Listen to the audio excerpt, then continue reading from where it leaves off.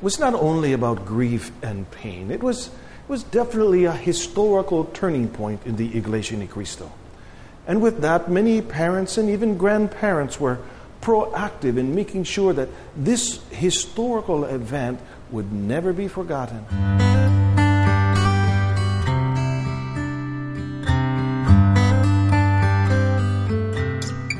When people passed by Commonwealth Avenue in Quezon City this week, everyone knew that something big and important was going on in the Iglesia ni Cristo Central Office complex.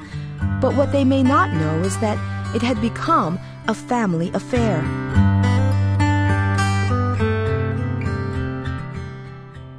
The Pangandiwa family are one of the many families who brought their children and grandchildren to witness this historical day in the Iglesia ni Cristo.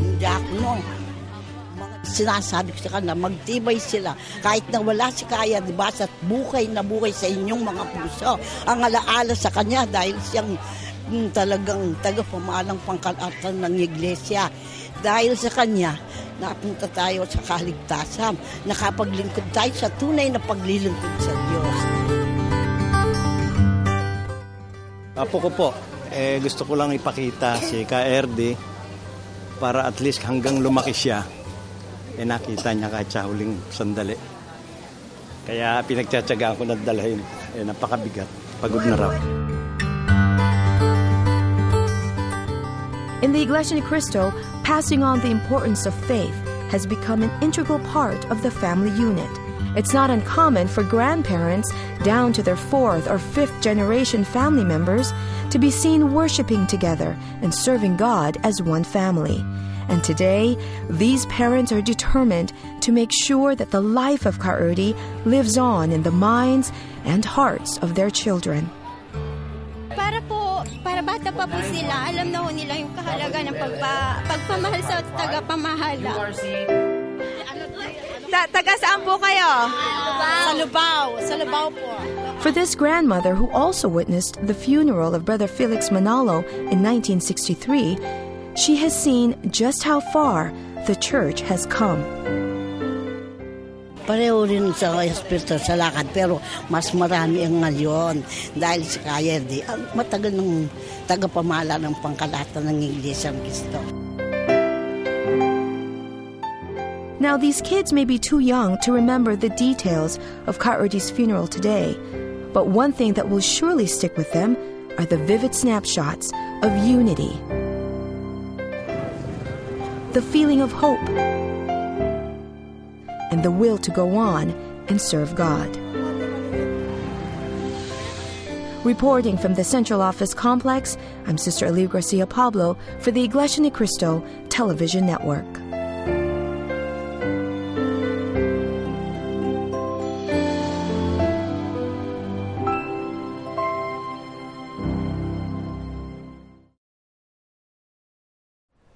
There's a saying that says, behind every successful man is a great woman.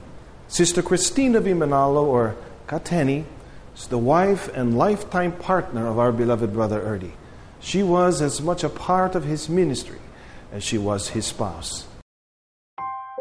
Sister Tenny stood by Brother Erdi and supported him in his decades of service while carrying the enormous responsibility of administering the growth of the Iglesia ni Cristo.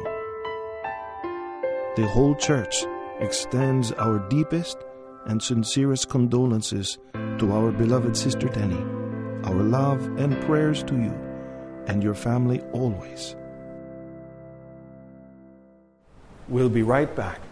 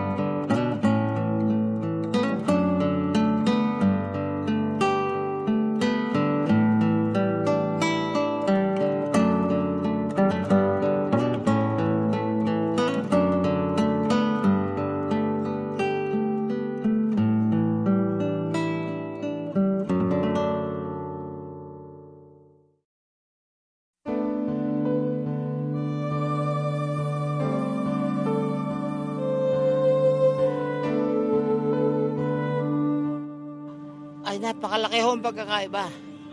Ano po? Dahil siya may patnubay ng Diyos. Ang ibang leader, aywan ko kung anong may patnubay sa kanila.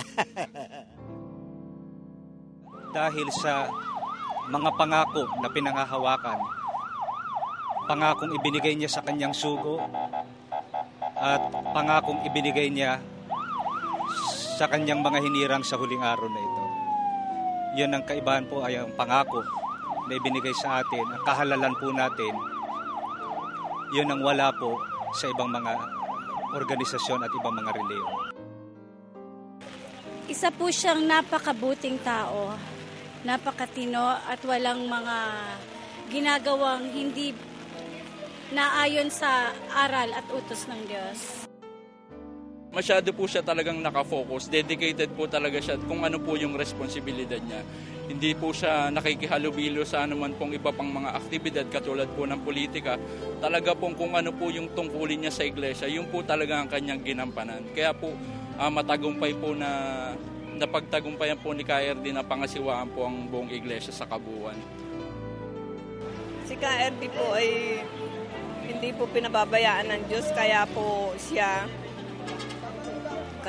ay nakakapagpatuloy po ng mission niya sa mundo na makapag-akay po ng mga kaluluwang magbabalik loob.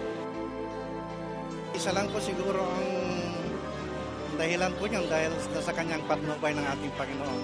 Sa ibang organisasyon, bagamat nagsisikap sila na magkaisa, ang totoo, lahat naman ng organisasyon, yun ang palaging sinasabi, gusto nila na magkaisa.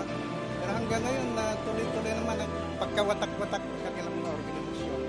Kaya sa atin lang talaga sa loob ng Iglesia nagkakaroon ng pagkakaisa.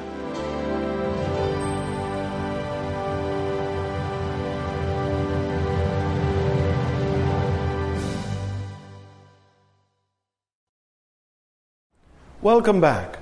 If you've been following the many days of Brother Erdy's viewing on air or maybe online, then this may also be something that has stuck in your mind. During this time, the brethren were united in spirit, but also in music.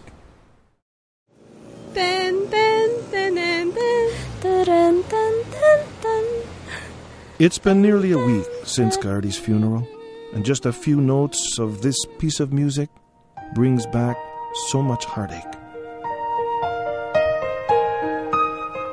This was the music track that played while people watched the live coverage of Gardy's viewing and also his funeral. And now it has been etched in the hearts and minds of members of the Iglesia ni Cristo. Naiiyak, naalala ko po yung nung nabubuhay pa po siya. Yun po. Yung pong mga nagawa niya po para sa iglesia.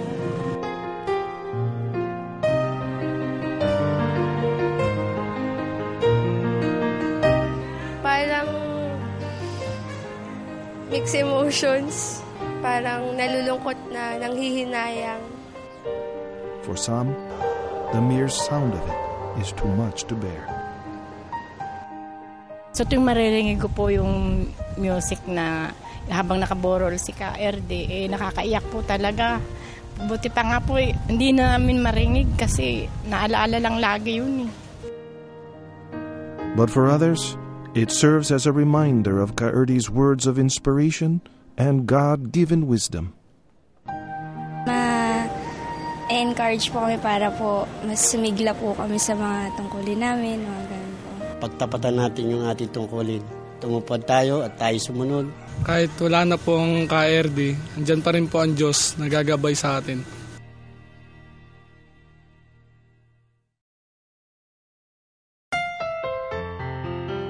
It's been nearly 2 weeks since Brother Erano Manalo's passing, and it still pains us to think he is no longer with us. Today, Brother Erdy rests temporarily at the tabernacle here at the Central Office Complex, where dozens of brethren come from different places of the world and continue to come 24 hours a day, 7 days a week, to pay their respects and to just simply be with him.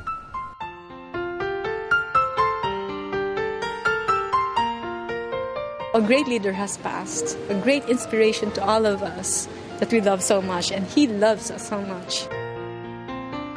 I was in Templo Central during the wake, Saturdays and Sunday. I still feel so sad. I really don't want to go back. If I could just stay here. But that's too much. Cardi would not want us to do that. I know that he would want us to move on.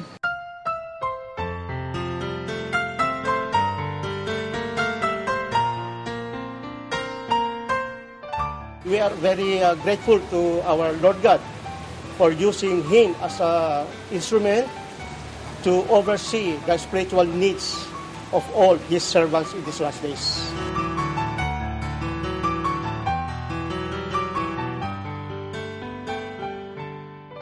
Patuloy ang ating paglilingkod, patuloy po ang paglaga ng mga iglesia, patuloy ang mga may tungkulin, patuloy ang ating pagsamba.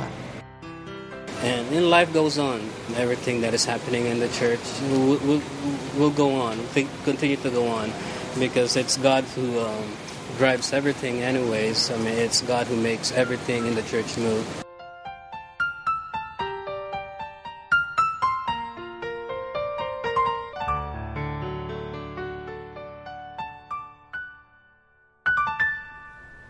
As we come to a close, we extend our sincerest condolences to the family of our late brother Erano Manalo.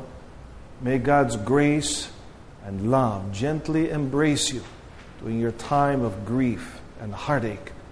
The blessed life and legacy that Brother Erdi left behind it's one that will never be forgotten. And his years of sacrifice and genuine love for all of us as members of the Church of Christ is one that will continue to inspire the whole church for many generations to come. And we all feel blessed to have experienced the leadership of a great man whose life and spiritual wisdom was always guided by God. We leave you now with a look back at the life and legacy of Brother Erano G. Manalo and the millions of souls he has led to salvation. Thank you for joining us. I'm Brother Bob Pellien.